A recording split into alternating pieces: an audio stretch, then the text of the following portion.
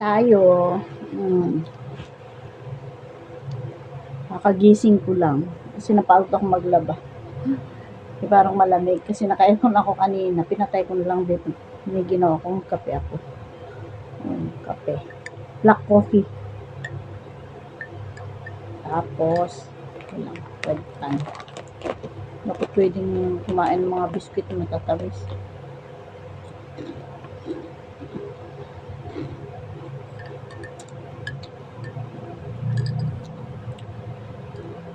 Busy ako kanina. Laba, linis. Kasi pag wala yung darling ko, ang asawa ko, ginagawa kong busy sarili ko, nililibang ko. Naglilinis ako. Kahit ano lang mabuting-ting. Masarap na kape. Hindi ko matanggal sa buhay ko yung kape.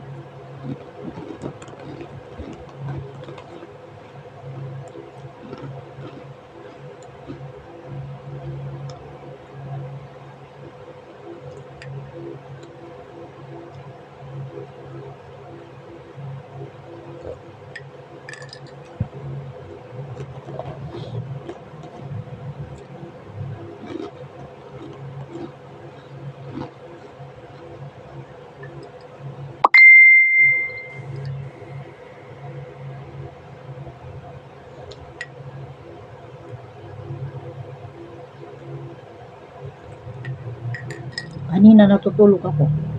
Matawag yung rider. Kasi yung asawa ko may hinihintay na parcel. Kanino yan? Basta Santiago lang sinasabi niya. Siyempre, akala ko sa asawa ko. Kaya Santiago asawa ko. Hindi ko naman nabinasa. Nilagay ko lang dito. Kagising ko, binuksan ko.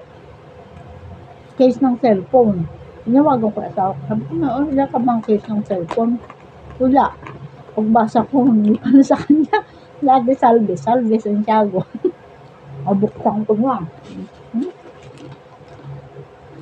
Bibigay ko na lang sa kanya. Balik na lang niya yung binayad ko. Punta ko mamaya. Parang bago lang kasi yung rider na yun. Ngayon lang yata punta dito sa amin.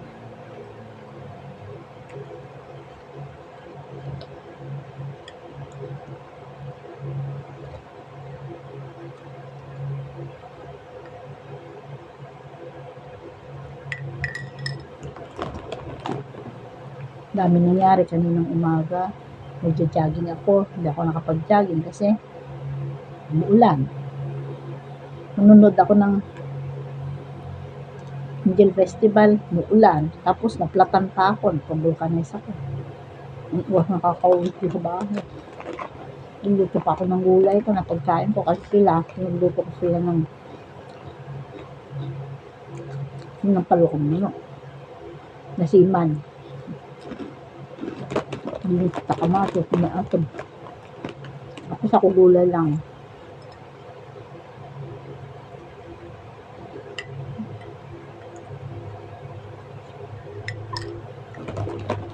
Hirap kumilos pag umuulan. Nakakatamig lumabas.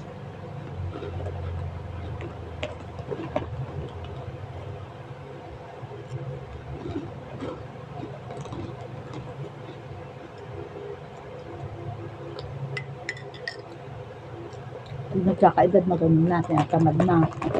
Kagaya dati. Gusto mo mamasyal, umalis, labas ng bahay, umaan sa labas. Kung nga, hindi ako nanonood ng TV, tamad ako nanonood ng TV. Mahilig.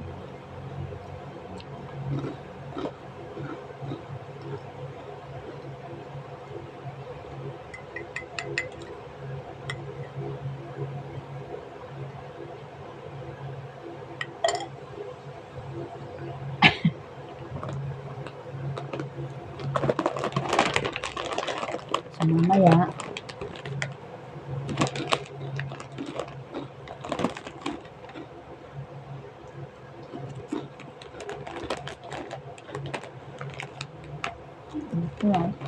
bye. Bye guys.